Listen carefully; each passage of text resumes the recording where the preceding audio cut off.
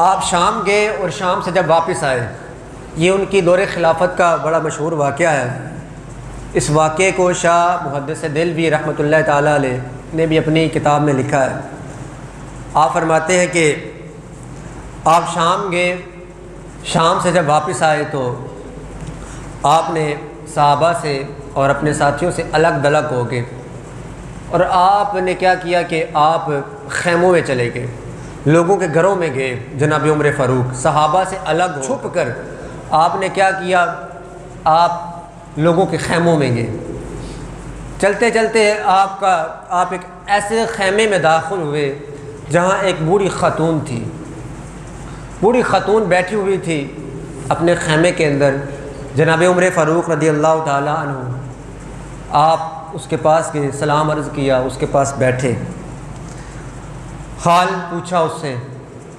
तो फिर थोड़ी देर बाद जनाब उमर फ़ारूक रज़ियल्लाहु ताला अन्हु ने पूछा उस बूढ़ी माई से, बूढ़ी औरत से पूछा कि उमर के बारे में जानती उमर कौन है? तो बूढ़ी माई ने कहा कि सुना है शाम गया हुआ है, वापस लौट रहा है। तो जनाब उमर फ़ारूक रज़ियल्लाहु ताला अन्हु ने सवाल किया माई से, माई तुम जानती हो उमर कभी तुम्हारे खैमे में आया है? तो माई ने कहा कि जब से हुक्मरान बना है मेरी कभी ख़बर ही नहीं ली उसने। फिर आगे से माई ने कहा अल्लाह मेरी तरफ से उसे खैर ना दे। माई ने ये बात कर दी जनाब उमर फ़ारूक रज़ियल्लाहु ताला अन्हु के सामने, कहा कि अल्लाह उसे खैर ना दे। कहने लगा, हज़रत उमर फ़ारूक ने पूछा क्यों? फरमाया जब से वो हुक्मरान बना है उसने मेरी ख़बर ही नहीं ली, उसने अपने अतियात में से, अपने ख़जाने में से कभी उसने मेरी मदद ही नहीं की, मेरा हाल ही नहीं पूछा। तो जनाब उमर फ़ारूक रज़ियल्लाहु ताला अन्हु ने कहा कि 22 लाख मुरब्बा मील का हुक्मरान है।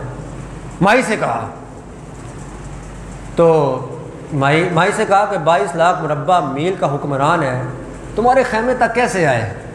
तो आगे से माई ने क्या कहा? माई ने कहा कि जिस तरह के आज पंजाबी के अंदर माइयाँ कहती हैं, माई ने कहा मैं नहीं समझती कि मुसलमाना का हुक्मरान हुए लेकिन उसनू मशरक ते मगरब अपने रियाया दा अहवाल दा पता ना होवे, उसनू पता ना होवे मेरे मशरक दे विच की हो रहा है, मेरे मगरब दे विच की हो रहा है, अपनी रियाया दी खबर ही ना होवे। मैं नहीं समझती कि वो मुसलमाना दा हुक्मरान है। मुसलमानों के हुक्मरान को पता होना चाहिए कि मगरब में क्या हो रहा है, मशरक में क्या हो रहा है, दाएं जानब क्या हो रहा है, बाएं जानब क्या हो रहा है। तो जनाब उमर फ़ारूक रज़ियल्लाहु ताला अन्हु माई ने जब ये बात की ना, तो जनाब उमर फ़ारूक रज़ियल्लाहु ताला अन्हु ने अपना सर मुबारक नीचे किया और रोने लग पड़े और अपने आप से बातें करने लग पड़े कि उमर तेरे बारे में लोग इस तरह की बातें करते हैं, तेरे मुकाबले में आने वाले लोग इस तरह की बातें करते हैं। तो जनाब उमर फ़ारूक रज़ियल्लाहु ताला अन्हु ने माई से पूछा कि क्या कीमत लोगी उमर को माफ़ करने की? मैं उमर का बड़ा खैर खा हूँ, ये ना हो कि क़यामत के दिन तुम उसको पकड़ लो।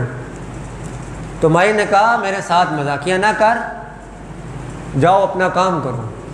फरमाया मैं उमर का बड़ा खैर खा हूँ, अगर तुम्हें उमर इतने पैसे दे दे तो तुम उसको माफ़ कर दो कि क़यामत के दिन रब की बारगाह में उमर की शिकायत तो नहीं लगाओगी? माई आगे से हंसने लग पड़ी। माई ने कहा मेरे साथ मजाक ना करो। तो जनाब उमर फ़ारूक रज़ियल्लाहु, यानी उसके कहने का मतलब क्या था? माई ने ये बात की ना, उसके कहने का मफ़हूम ये है कि 22 लाख मुरब्बा मील का हुक्मरान है, तुम्हारे खैमे तक कैसे आए? तो माई के कहने का मफ़हूम मतलब ये है सल्तनत उतनी रखे, हुक्मरानी उतनी रखे जहाँ तक उमर जा सकता है, कि वज़ीर यानी बादशाहत अपनी उतनी तक रखे कि जहाँ तक उमर जा सकता है। ये माई किसके सामने कह रही है? जिसके अदल की मिसाल पूरी दुनिया के अंदर नहीं है। आज हम अपना हक लेने के लिए अब रोडों पर निकलेंगे तो क्या होगा कि किसी हुक्मरान के बारे में, किसी आर्मी चीफ के बारे में, किसी इदारे के बारे में बात कर लें तो रात तक उसकी गिरफ्तारी के आर्डर आ जाते हैं। और जनाब उमर के सामने माई ने इतनी सख्त बातें कर दी। माई ने क़यामत तक के लिए हमें ये पैगाम दे दिया कि अगर अपना हक लेना है तो हुक्मरान के आगे बात करनी पड़ेगी। तो माई ने कहा कि अगर 25 दिनार मुझे अगर उमर दे दे तो मैं क़यामत के दिन रब की बारगाह में उमर की शिकायत नहीं करूँगा। वायदा तय हो गया। इतने में क्या हुआ कि खैमे के अंदर जनाब अली मुर्तज़ा शेर खुदा रज़ी अल्लाह ताला अन्हु तशरीफ़ फरमा हुए और जनाब अब्दुल्ला बिन मसऊद रज़ी अल्लाह ताला अन्हु आप भी खैमे के अंदर तशरीफ़ ले आए। और जनाब अली मुर्तज़ा शेर खुदा रज़ी अल्लाह ताला अन्हु ने आकर अर्ज़ की, अस्सलामु अलैका या अमीरुल मोमिनीन। किसने कहा? मौला कायनात शेर खुदा रज़ी अल्लाह ताला अन्हु ने फरमाया या अमीरुल मोमिनीन। जब अमीरुल मोमिनीन कहा ना मौला कायनात ने, माई ने सर पर हाथ रख लिया कि मैंने अमीरुल मोमिनीन के सामने इतनी सख्त बातें कर दी, हाय अफसोस। जब माई ने सर पर हाथ रखा तो जनाब उमर ने फरमाया ये तेरा हक। जनाब उमर फ़ारूक रज़ी अल्लाह ताला अन्हु ने जनाब अली मुर्तज़ा को फरमाया कि जाओ चमड़ा लेकर आओ, कोई कागज़ का टुकड़ा लेकर आओ, कागज़ का टुकड़ा लेकर आओ, माई के साथ मैंने मुआहदा करना है, मैंने एग्रीमेंट करना है। तो चमड़ा ना मिला तो जनाब उमर फ़ारूक रज़ी अल्लाह ताला अन्हु ने अपनी मुबारक चादर को फाड़ दी और माई के साथ मुआहदा किया।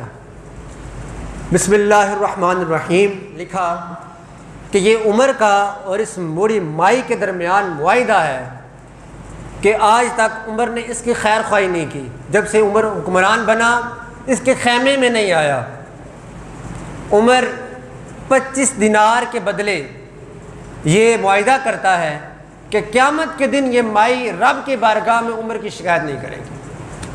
और इस पर गवाह किसको बनाया? जनाब अली रज़ी अल्लाह ताला अन्हु को और जनाब अब्दुल्ला बिन मसूद रज़ी अल्लाह ताला अन्हु को आपने गवाह बनाकर कहा कि ये मेरा मुआहदा है माई के साथ। और एक और रवायत में है कि वो मुआहदा आपने अपने पास रखा और अपने बेटे को दिया और कहा कि जब मैं दुनिया से चला जाऊं इस मुआहदे को तुमने मेरे कफन में रख देना है।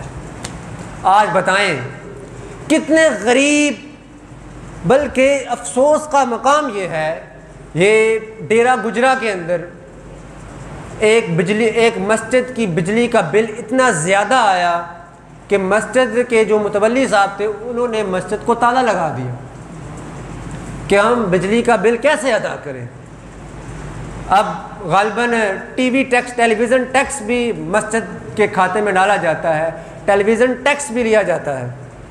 अगर माई पूछ सकती है जनाब उमर फ़ारूक रज़ी अल्लाह ताला, तो बताएं फिर जो आज के हुक्मरान हैं, कितने बूढ़े और लाचार लोग, गरीब लोग, जिनका हाल और पूछने के लिए कभी कोई वज़ीर उनके घर में नहीं गया। अगर उमर, जिनसे शैतान भी डरता है, जिनका दौरे खिलाफत के अंदर हुजूर जनाब उमर फ़ारूक ने इरशाद फरमाया अगर कुत्ता भी भूखा मर जाए तो उमर उसका भी जिम्मेदार है। क़यामत के दिन कुत्ते के बारे में भी मुझसे पूछा जाएगा कि कुत्ता क्यों भूखा मर गया। यहाँ इंसान भूखे मर रहे हैं, जहाँ मस्जिदों का बिल इतना ज़्यादा आ रहा है। 80 साल हो गए इस मुल्क को बने हुए, आज तक जहाँ यूनिवर्सिटियों, जहाँ गवर्नमेंट की यूनिवर्सिटियाँ बनी, कम अज़ कम बिजली का बिल जो जहाँ पर हज़ारों लाखों रुपए आ रहा है, कम अज़ कम मस्जिद की बिजली तो फ्री देनी चाहिए थी। इस्लामी जमहूरिया पाकिस्तान के अंदर जनाब उमर के सामने माई इस तरह की बात कर सकती है, इस तरह का कलाम कर सकती है। अगर हम आज किसी इदारे के बारे में कोई बात कर दे या रोडों पर निकल आएँ अपने हक़ के लिए, तो उनको गिरफ्तार कर लिया जाता है। तो ये है निज़ाम मुस्तफ़ा जो जनाब उमर फ़ारूक रज़ी अल्लाह ताला अन्हु ने दिया। बताएं जिस मस्जिद को ताला लगा, क्या ये अल्लाह ताला के अज़ाब को दावत नहीं दी गई? ये देख लें जिनकी हुक्मरानी के अंदर ये काम हो रहे हैं, ये दौरे यजीदियत है कि मस्जिदों को ताले लगे। किस हुक्मरान की वजह से ताले लगे? क्या वो के दिन हम उनका गिरबान नहीं पकड़ेंगे? महशर के अंदर उसके गवाही ये दी जा रही हो कि इसने बड़ा तड़पाया हमें, इसने हमारे टैक्सों के ऊपर अय्याशियाँ की।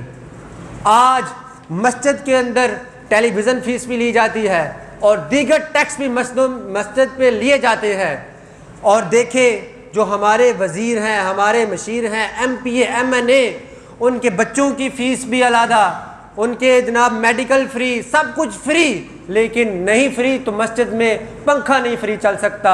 मस्जिद को सिर्फ महदूद कर दिया गया चंदे के ऊपर कि हमारे आने वाली नस्लें जब देखें कि हमने दीनी तालीम हासिल करनी है तो इस चंदे के लिए दर दर की ठोकरें खानी है। दर दर की ठोकरें खाने के बाद कि भाई किसी की जेब से पैसे मांगने हैं, कभी किसी के घर से पैसे मांगने हैं। ये शर्म का मकाम है हमारे मुल्क के लिए कि जहाँ इस्लामी जमहूरिया पाकिस्तान जो कलमा तैयबा की बुनियाद पर बना, आज मस्जिदों के बिल इतने आ गए कि मस्जिदों को ताला लगाना पड़ा। ये इसलिए सब कुछ किया गया कि यहाँ पर यहूदी निज़ाम चले, यहाँ पर निज़ाम मुस्तफ़ा न चले। अल्लाह ताला मेरे मुल्क की खैर फरमाए, अल्लाह ताला दिन रात इस मुल्क को खैर व बरकतें अता फरमाए।